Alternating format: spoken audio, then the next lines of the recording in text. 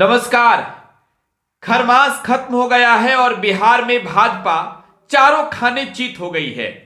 आप सोच रहे होंगे कि बिहार में ऐसा क्या हुआ, खरमास खत्म हुआ नहीं कि भाजपा चारों खाने चित हो गई है। तो आपको इतना जरूर मालूम होगा कि बिहार में बीजेपी के नेताओं में खूब कान्ना फुस्सी हो रहा था, खूब चर्चा हो रहा था, दावे किए जा रहे थे, तैयारी चल रही थी। लेकिन अब सब का सब खत्म हो गया है। यह कह लीजिए कि पूरी रणनीति धाराशायी हो गई है। भाजपा चारों खाने चित हो चुकी है। इस रिपोर्ट में विस्तार से आपको बताएंगे कि बिहार में भाजपा की प्लानिंग क्या थी, बीजेपी के नेता आखिरकार क्यों इतने दिनों से अरमान सजाए बैठे थे, और अब बिहार की सियासत में चर्चा चल रही है कि दिल के अरमा आंसुओं में बह गए। इससे पहले मेरा परिचय जान लीजिए। मेरा नाम प्रकाश सिंह है और आप इस वक्त मुझे टुडे बिहार न्यूज पर देख रहे हैं। खरमास का जिक्र जब भी होता है तो यह कहा जाता है कि मकर संक्रांति के खत्म होते ही बिहार में खेला हो जाएगा। साल जो भी हो, लेकिन यह दावे किए जाते हैं कि पलटी तो कोई न कोई मारेगा, सत्ता का परिवर्तन हो जाएगा। लेकिन खरमास खत्म होने का इंतजार इस बार सबसे ज्यादा जिस दल के लोग कर रहे थे वो भारतीय जनता पार्टी के लोग थे। इंतजार था कि खरमास खत्म होगा, नीतीश कुमार लालू प्रसाद से नाता तोड़ेंगे, कांग्रेस का साथ छोड़ेंगे और नीतीश कुमार एक बार फिर से कमल पर आकर लटक जाएंगे। नीतीश कुमार को इस बात को लेकर खबर थी कि बीजेपी के लोग उनके स्वागत के लिए तैयारी हैं, लेकिन नीतीश कुमार को वह बात याद आ रहा था। बिहार में आकर अमित शाह ने बड़े ही चिल्ला चिल्ला कर खुले मंचों से कहा था कि नीतीश बाबू आपके लिए भाजपा के दरवाजे बंद हो गए हैं। नीतीश कुमार ने भी यह कहा कि अब दरवाजे अमित शाह ने बंद किए हैं तो बिहार में सत्ता का इंतजार कर रहे भाजपाइयों के लिए हम अपना दरवाजा बंद कर देते हैं। बीजेपी के लोगों को चिंता सता रही थी कि कैसे इस बार एनडीए के अधिक से अधिक कैंडिडेट जीतकर लोकसभा पहुंचेंगे, क्योंकि पिछली बार नीतीश कुमार थे तो 39 सीट जीती थी बिहार में एनडीए ने। लेकिन नेशनल डेमोक्रेटिक अलायंस के खिलाफ नीतीश कुमार ने Indian national developmental inclusive alliance बना दिया है। यानी इंडिया गठबंधन पूरी तरीके से तैयार है, नीतीश मुकाबले को तैयार है। दिल्ली में जब इंडिया अलायंस की चौथी बैठक हुई और नीतीश कुमार जब बैठक से बाहर आए, इस बात को लेकर चर्चा शुरू हो गई। बीजेपी के नेताओं ने बिहार से वान छोड़ने शुरू कर दिए।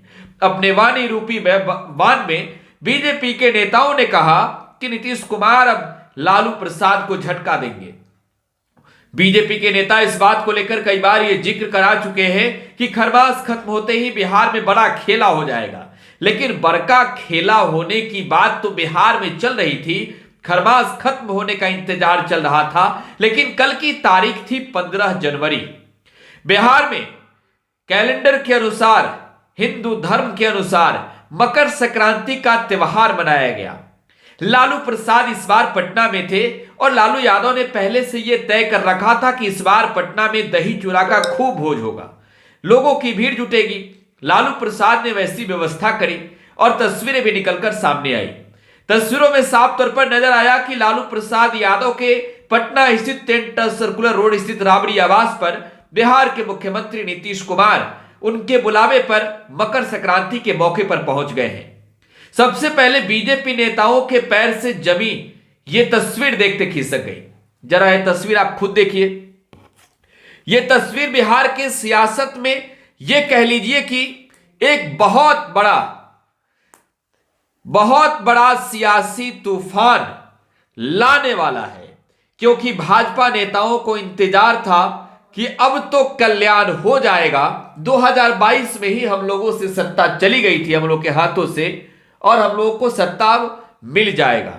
लेकिन इन सब से इतर बिहार में भाजपा की बोलती बंद हो गई है।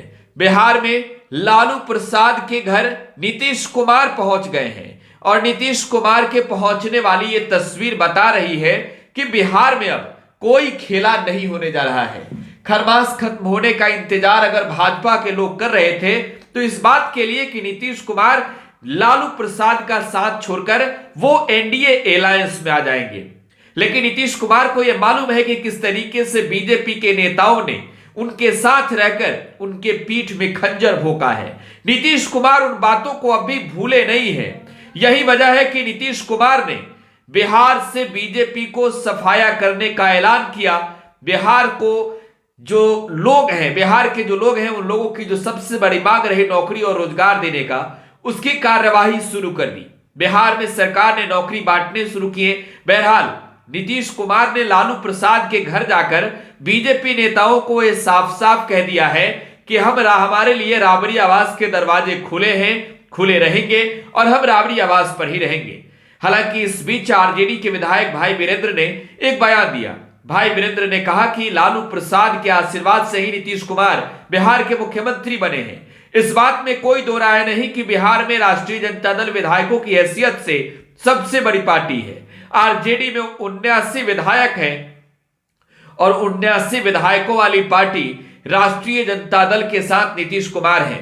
नीतीश कुमार की पार्टी बिहार में विधायकों की हैसियत से तीसरे नंबर पर है। यानी मतलब यह है कि महागठबंधन की सबसे बड़ी घटक दल होते हुए भी आरजेडी ने नीतीश कुमार को मुख्यमंत्री बनाया।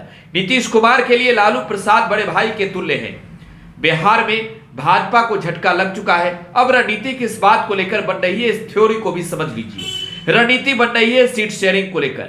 लालू प्रसाद यादव ने तेजस्वी यादव को इसके लिए अधिकृत कर दिया है। लालू प्रसाद ने तेजस्वी यादव को फुल पावर दे दिया है। तेजस्वी यादव नीतीश कुमार के साथ बैठकर सामंजस्य स्थापित करेंगे और ऐसी खबर है कि सीट शेयरिंग के फॉर्मूले लगभग तैयार हो चुके हैं।